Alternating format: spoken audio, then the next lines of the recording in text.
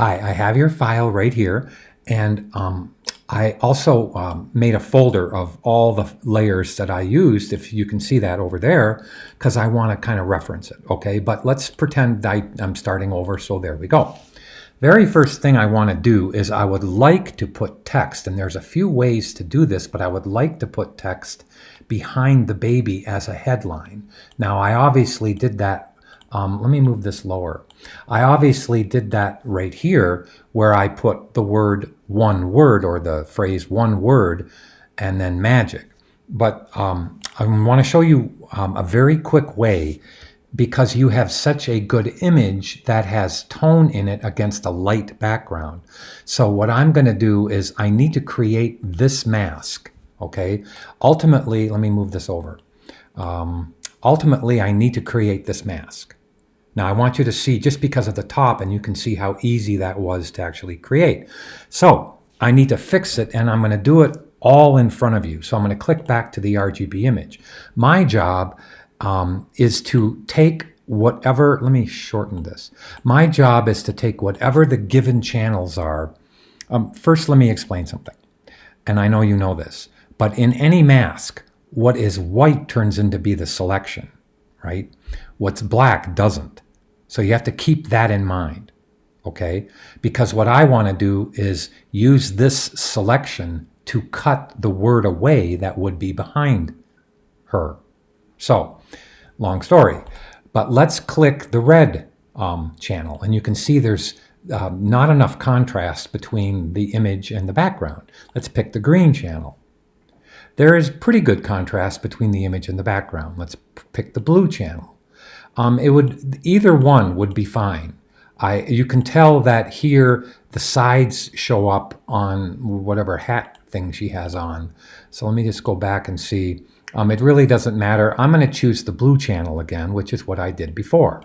Okay, so ignore the fact that there are two blue channels here. Ignore that. I should just throw it away because I'm going to recreate it. But okay, I will.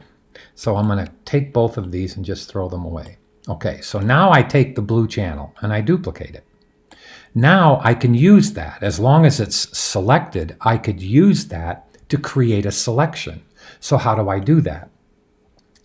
And when you're selected on a channel, see how the layer over here is like a red tone? Watch when I click up to the RGB image, it'll turn to a gray color. That means it's live, okay? But when I click on this, that means that I'm not really affecting the image if I paint in and out of this channel. Okay, so I'm gonna make her a little smaller and move this over, and then I'm going to use the levels command. So Command or Control L to bring up levels. Now let's zoom in on her head so that I can raise the black and make it deeper, okay, somewhere around this. And then I'm going to take the white and move it closer because I want to take the contrast of the background away. My eventual goal is that she turns out completely dark and the background completely light.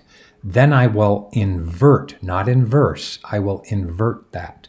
Now, I'm going to use a paintbrush very quickly, and I'm going to hit hit OK, and hit B for the paintbrush, and then I'm going to take, and for this purpose of using the brush like this, I don't normally do this when I'm using a paintbrush to paint, but for putting black in here, and you can see the foreground color is on black, I'm going to right-hand click and make it almost all the way hard.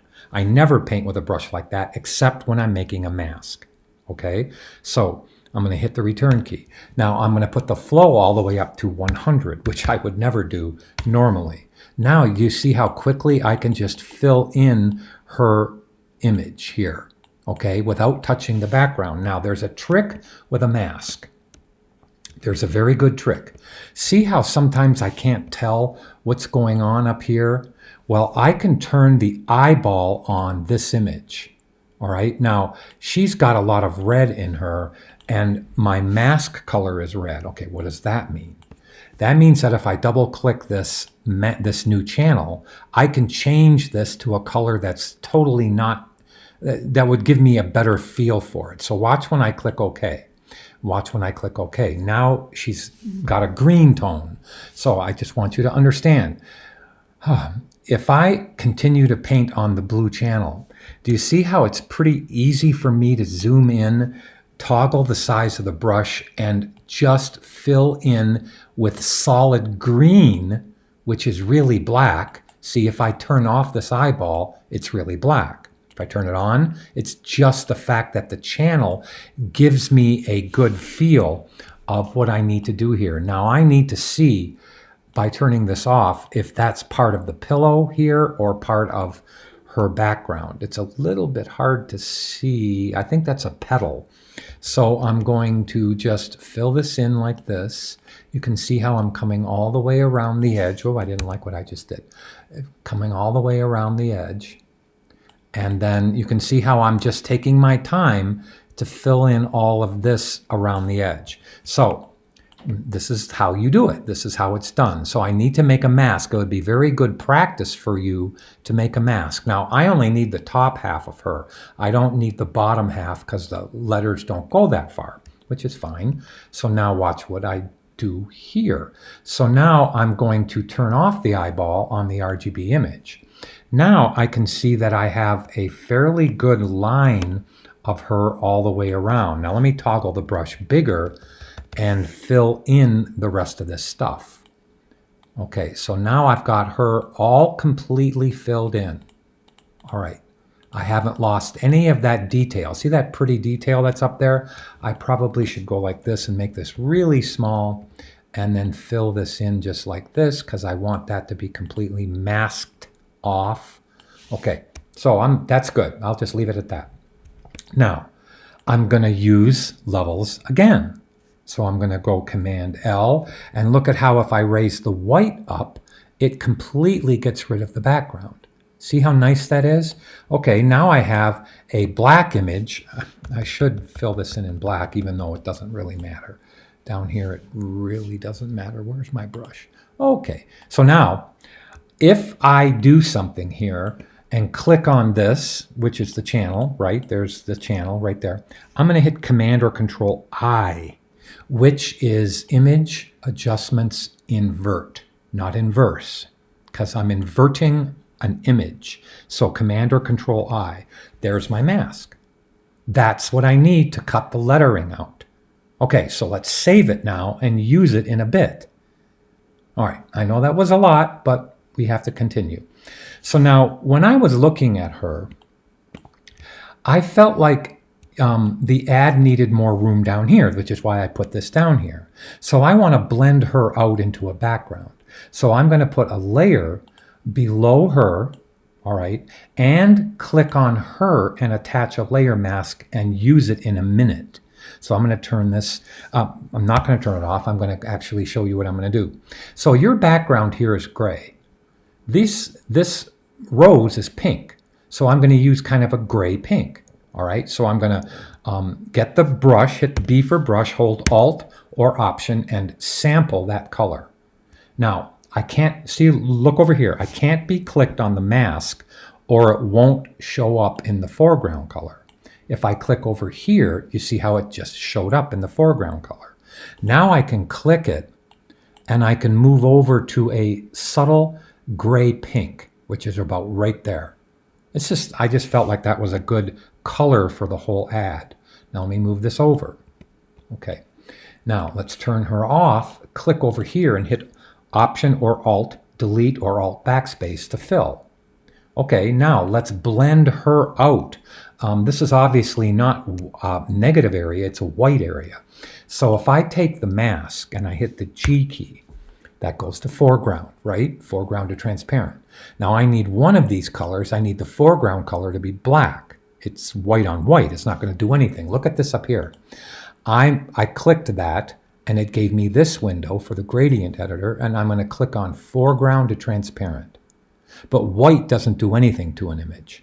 So as soon as I click, well, watch this window up here when I get out of it, but watch when I change that color to black, how now black is in the gradient. Okay, what does that mean? That means that if I click here on the image and I hold the Shift key and I move my way up, I can vignette her out to that color. Now perhaps I've got a little bit too much pink here, so I'm going to click this background again. Let me hit the B key and hold Alt to resample that color, and let's go a little bit lighter on that color. It's just a little bit too harsh. Okay, now if I click on here and hit Alt or Option Backspace or Delete, now I've lightened that up. That's a lot prettier. And if you look at my finished ad, that's kind of what I'm going to leave it a little bit more pink like this one, okay? But now let's do the word so I can actually do it, okay? So I'm going to show you by duplicating that layer that is the one word. I have to find it right here. So here is the one word word, okay? I'm going to duplicate it and put it back up on top. So now I have two of them, and let me just move it out of here, up on top like this, and now close this, and now I'm going to get rid of this mask, so I'm going to delete it. Okay, so let me turn this off now. Okay, cool. Now let me put this word right here. So here's the one word. See how the one word, and I want to show you a trick in a second, but you see how the one word the one word phrase, sorry, is in front of her, right? Well, by me moving it below her image, it wouldn't do any good, right? It'd just be gone. So I knew you knew that. So I'm going to use this new channel that we made, you and me, okay? And I'm going to add a mask to this. Now, Illustrator. Oh my God, I've been doing Illustrator all morning. Photoshop makes that process relatively simple, okay? So all I have to do is make a selection of this channel. So hold Command or Control and click on the channel that I made. Not the name, but the actual icon. So do you see what I've got up here? I've got this selection now around her body. Okay, now all I have to do is leave the one word layer selected and click the mask. And I just did it backwards, which is interesting because now the word only shows up inside of her. There's two easy fixes here. I want to do them both. All I have to do is invert this, invert this mask. So if I were to click on the mask and just go Command I, I've done it. See how I inverted it? Okay. Now let me Command Z or Control Z back twice. Okay. So this is what Photoshop allows you to do. So I only had to do it in one step.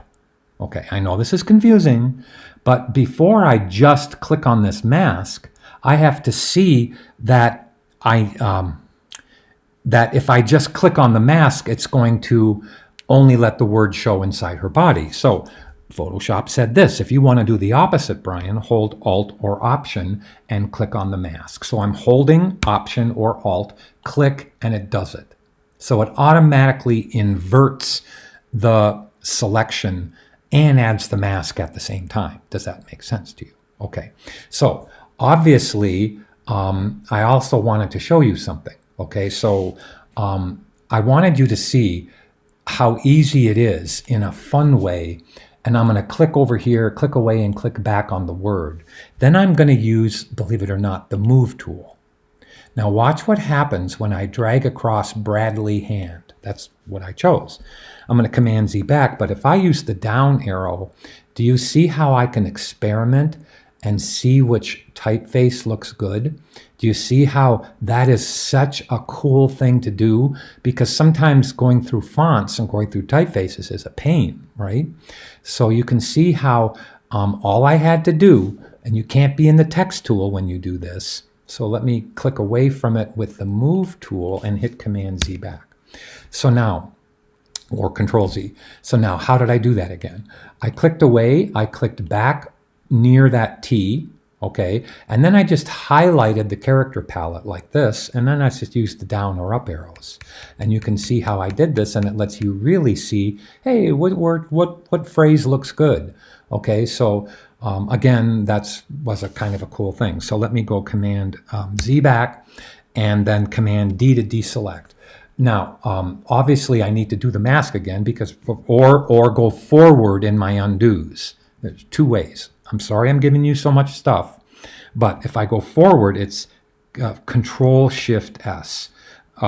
Z, Control Shift Z will let me go forward. Actually, they changed it. They changed it.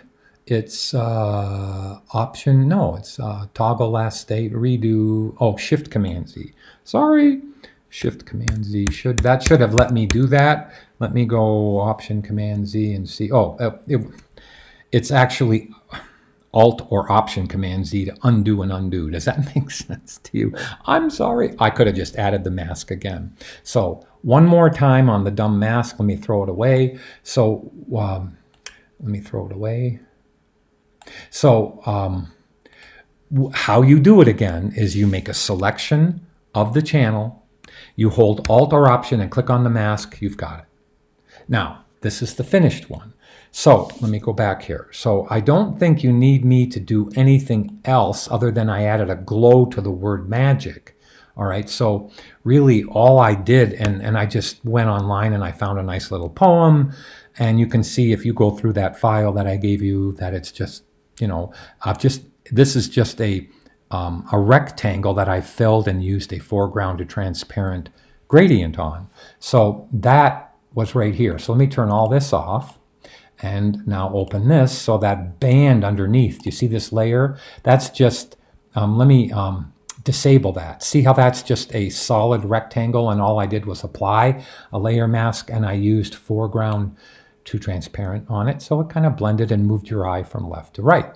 So now all I needed to do here was, let me close this and turn this on, is duplicate this. Remove the layer mask, double click, take the V key and move this down. And now I just used the word magic. So I don't think you need me to do any more. I'll just finish the word magic and then use the move tool to put it kind of where I want. And then I just added a outer glow. And in the outer glow, ooh, this yellow, ooh, that was a very bad outer glow. Well, actually it wasn't. I'll just go lighter. I'll just go lighter like this and it'll be pretty. So now there's kind of how I did it. And I think that gave you a really good indication. I wanted you to see how to use a channel to make a mask. I have movies in the Photoshop playlist on YouTube that actually show how to do that to several images, but I wanted to show you how I did it here. So here's the actual real one, and I don't think you need me to do any more. So, remember that if you watch the design movies, I show how to actually use, it's called Roman hanging punctuation, which I probably should do that with you right now. So I'm going to grab this text right here. Whoops. Let me grab this text right here and hit Command C. So I'm going to close it and not show it. And then let's go make that just so I can show you again how to add Roman hanging punctuation when it's in there. Now, it's very important that you make a text box. Usually, I just want a student to click like this and hit Command V to paste. And that would be a good way to do it. But if I do that, I will never get the punctuation to hang, okay? Because it's actually, to get the word "the" to the next line, you hit Return or Shift Return, and it still isn't in a text box. So I could, watch me be wrong here, but I could click this, and you see how that punctuation is not hanging beyond the margin. And I have a right-hand margin, right? So if I go to Roman hanging punctuation, you see how it's not even available for me. It's grayed out. So how do I do that? Well, let me Control Z back, and let's now make a text box. So just make it big enough, like this, and now hit Command V or Control V to paste. Now, when it first comes in, do you see how the punctuation, let it do its thing here for a second, see how the punctuation is not hanging. So you see, let me go back. With that selected, I have to do it again. So let me go back to this right here, there. See how it shot over? Well, that's the default. Now, I want you to see that I actually have a text box. So if I hit the T key and click inside, you will see the text box. Now I can make that text box kind of custom conform to it, and I probably should have gone a little bit more this way. But now, how do you make it roam and hang? Usually I switch to the Move tool, get out of the Text tool, go to the Paragraph palette. Please, when I go do this, watch how the punctuation will shoot out to the right. So I'll go to Roman hanging punctuation. In InDesign, it's called optical text alignment. But you have to have the periods and the commas hang beyond the margin. And that's how I did it. It has to be in a text box. Okay. Now, normally when I do like a headline or something, I don't use a text box. I just click and hit and start typing, and that's cool. So let me turn this, let me put this down here, and now turn on the other ad. So you can see how capture your baby shower, don't have a text box there. This photography logo that I just came up with real quick, I don't have a text box there. And the one word and the magic, I just clicked. So I hope that helped, and you can let me know if it did. And I'm excited to see your ads. Okay, thanks.